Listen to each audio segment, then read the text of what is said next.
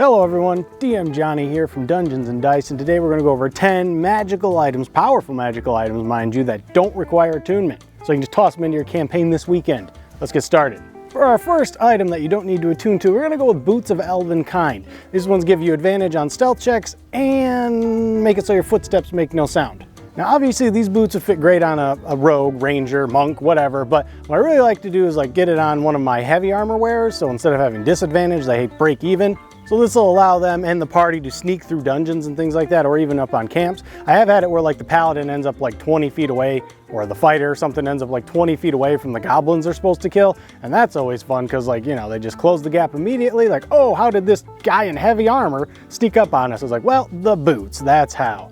So, something easy to toss in, and everybody knows what it does too. I promise you someone in your party will want to use it because again, it doesn't require attunement. Number 2, I really like this item, but do not give out multiple of them. That is the Iron Bands of Binding. I believe I got that right. I think it's actually got a different name, but that's what the generic one is. So what this is basically a little ball, and you throw it, and I think you can throw up to 60 feet or something. Obviously I'll have the stats and all that on the screen. And if it hits, that target is restrained. And it takes a DC 20 check to strength check for them to break out of this thing. It can only be used once a day, and if they do manage to rip it open, then it's gone, it's broke. But still, restrained is next to stun, one of the most powerful debuffs in the game. Hand one of these out, especially on a bounty hunter or someone who is detective's not quite the right word, like an investigator or something. Urban bounty hunter is basically where I think about it. Someone who likes to track people down, even something like a blood hunter that tracks people down, things like that. Again, no attunement, just give it to someone that's got dex and they're gonna fall in love with it. All right, number 3, I like to plug our Patreon, and this is what we're gonna do for our third weapon. It is the crystal weapon, but if you like random homemade magical weapons, $1 is all it costs on our Patreon. We do 2 a week, something like that. Maybe a little bit more because we do it at sets and stuff like that. So go check that out, links down below. Plenty of magical items. We're always improving, always looking to add more stuff. This is the crystal sword. I actually wanted to call it the glass sword, but I don't know if you can make glass in D&D, so I decided to go with crystal, and it is a +2 weapon. It's not magical.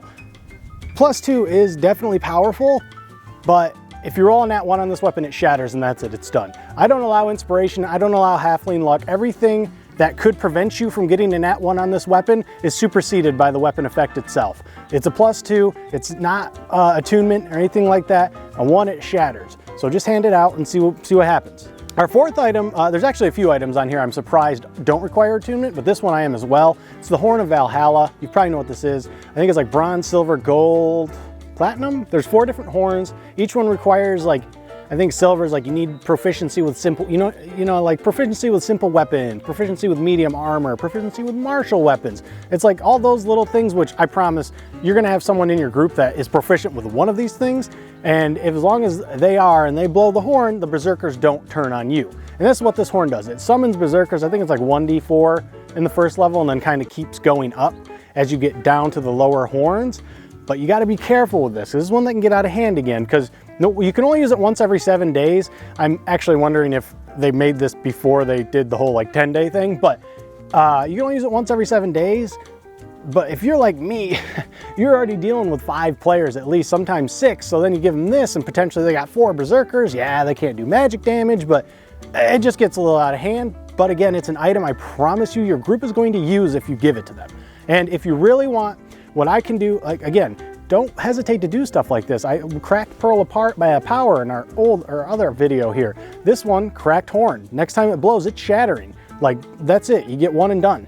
But again, hand it out, promise it'll be used. All right, and for number 5, we're gonna go with another homebrew item, and this one's really simple. It is called the Stone of Sacrifice. If someone has this on their person and an ally within 30 feet of them takes damage, they can crush this stone, and that hit is directed to them. That's it. Does not affect an AoE attack like Fireball, they can't do that, but something like Blight, where it's a single target spell, they can do that. This is for tanks, this is for clerics, this is for someone that hey, if this guy goes down, we're in trouble, but I can take the hit. So spread it out amongst the party. Again, not attunement, so whoever wants to use it can. All right, number 6, we're gonna have another summoning one. This is this one's the Bowl of Commanding Water Elements, but there's one for the fire and the earth and the air one. I think there's one for each one basically. And you get to use Conjure Elemental once per day, depending, if it's the water one, you get the water elemental. Fire one, you get the fire elemental. It's pretty cool, except that like elementals last an hour. So again, as opposed to the Horn of Valhalla where you might be getting 4, but at the same time, this bowl or whatever can be used once per day. So Valhalla can be used once every 7 days.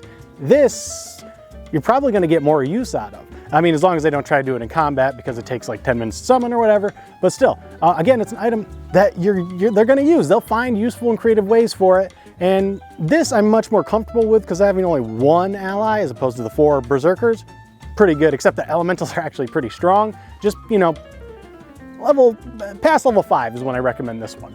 Number 7 is another classic. I actually was introduced to it in my first campaign, and then I played Waterdeep, and I was like, oh yeah, I forgot about this, and that's the Necklace of Fireballs. This thing has like 1d6 plus 3 beads or something like that, and you throw it and it's a fireball basically. But if you throw multiple beads, it becomes level 4, level 5, level 6, level 7. So eventually, now they don't come back. That's the advantage of this one. This is why I don't mind handing this one out too much. Just beware if you're doing like flying players, because they'll bomb, I'm telling you. But also if they get all beads, expect someone to be like, you know what, I'm using the whole thing, I'm doing a 9th level fireball. That's it. So if you hand it out, just know that you're gonna either be dealing with a lot of fireballs or one super, super big fireball.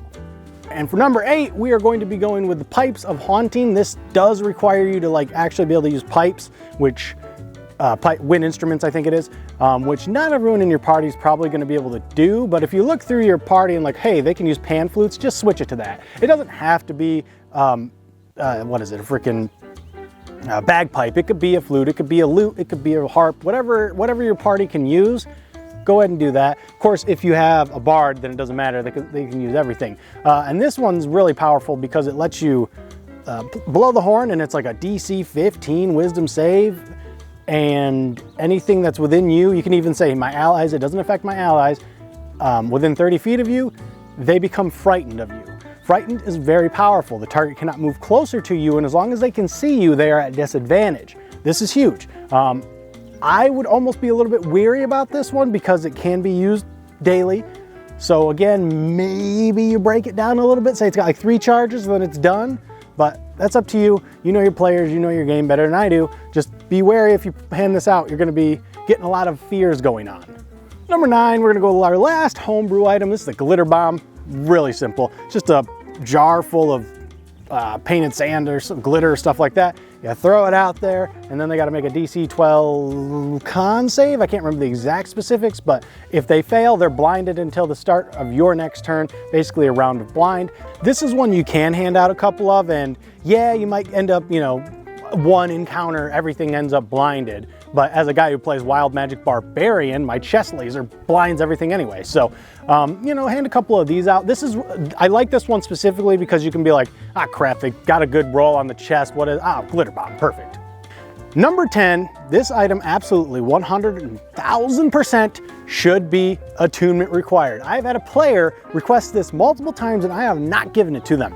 That is Darn's, whatever it is, Instant Fortress. You put this thing down, doesn't matter where it's at, a freaking fortress spawns. So if you're a DM and they decide to do that in a city, well, now there's a fortress in the city.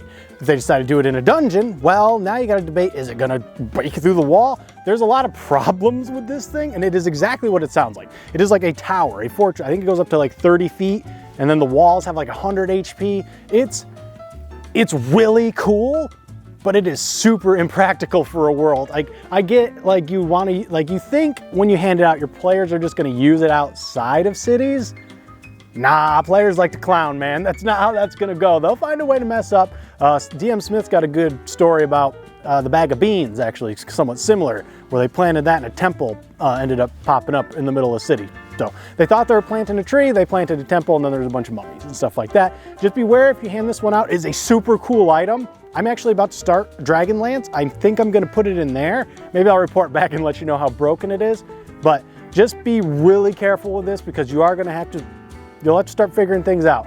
Maybe if you do hand it out, maybe inside of a dungeon, just don't let them use it. Like, it needs to be in open. Like, it needs to be under either the sun or the moon. All right, there you go. There are 10 magical items, strong magical items that don't require attunement in Dungeons & Dragons. Like I said, you can implement most of these this weekend if you want, except for the Instant Fortress think about that one, trust me. Shout out to the patrons, all the patrons that we got. We're up to like 10, 11, something like that. I really appreciate it. And if you're one of those cool $5 patrons, here's your name right here. Really appreciate you. We're going on, what, 1 month now? So congratulations, you're all about to hit your 1 month streak. All right, that'll do it for me. If you liked what you saw, got what you needed, like, comment, subscribe. See you guys in the next video. Later, Gators.